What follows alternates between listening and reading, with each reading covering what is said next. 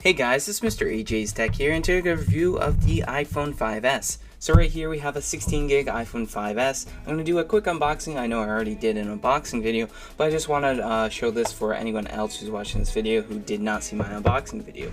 So of course, if you open the box, you're going to see the 5S itself. Which I have already unlocked and activated and been using for a few days now. Then we're just going to get this plate, and we're going to get the information, so Apple stickers and user guide and stuff like that. We're going to get some Apple earphones, which are the new and improved headphones. Then you're going to get a lightning connector, which we can see right there, and then you're going to get a charging block. So I'm just going to put all this stuff off to the side. If you want to know anything more about what comes in the box, I mean, you can ask me down there, but I mean, it's pretty straightforward what comes with the phone.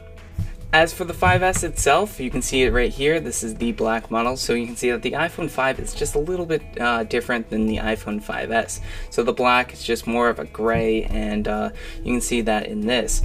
So here we have the iPhone 5. Of course, this is a customized iPhone 5, but ultimately they're the same device, just with different hardware. So looking around, the only major difference you can see on the back is that the camera and flash are very different. Going around though, you'll see that most of the antenna brakes are just in the same place, lock button, same place.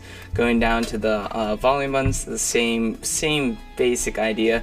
The lightning connector, of course, and then the headphone jack. So ultimately these phones are the same. The only major difference that you can see physically is this camera flash right here and the bigger camera aperture. Other than that, you can only see that the fingerprint reader is different, and really you can't even really see that right away. So not a lot different physically, but internally this phone is very, very different. So as for the 5S, I've been using it for about a week. I'm very, very used to the new fingerprint sensor. So it works very, very well. At first, I was having a lot of issues. I actually had to reset the phone, and then the fingerprint started working as it's supposed to. So of course, you can go ahead and just put your fingerprint or your finger right over this home button, and it'll go ahead and unlock your phone. So it's very, very useful. I'm very used to it. I picked up my iPhone 5 and I actually kept pressing my finger on the home button and it wouldn't unlock. So that was like really, really weird. And then I was like, oh yeah, it's my iPhone 5, not my 5S.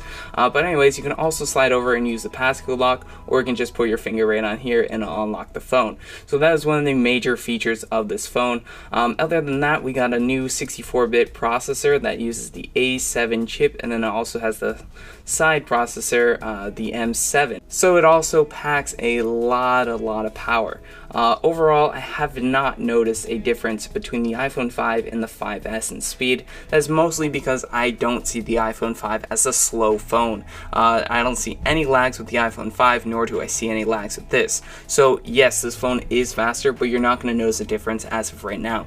Maybe later when we see iOS 8 use a lot more graphic intensive things, but as of right now, we are not going to see a big difference in speed. Maybe in games and graphics processing, but overall, it's not a speed increase. As for the camera is significantly different. I can tell the difference. It is a better picture, and the flash is very, very good. As for the flash on the iPhone 5, I actually had a lot of problems with it. It's not really that great. For the flash on this, it's very, very good, and of course, we have an HD FaceTime front camera. Overall, the phone is definitely a cool upgrade, but it's not necessary from an iPhone 5 or even a 4S. I definitely see it as a very, very cool device. The fingerprint sensor is definitely really cool, and the 64-bit processor is definitely a new thing to see in a phone. But it's not that big of a difference over an iPhone 5 or even a 4S.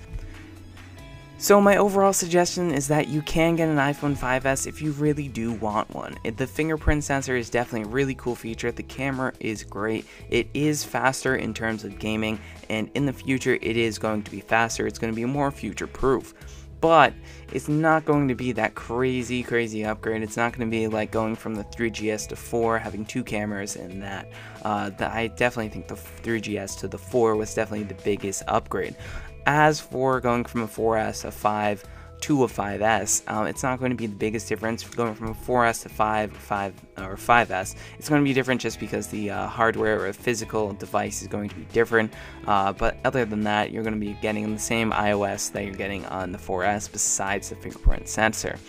So I would definitely say upgrade from a 4 because it's definitely going to be a worth upgrade. Of course, there is going to be an iPhone 5s or an iPhone 6 in a year, but just keep that in the back of your head. Anyways, I do definitely like the 5s. It's cool. I definitely recommend it. But as always, make sure you subscribe, like, and comment down below. Let me know if you want to see any more coverage on the iPhone 5s or any other videos of that sort.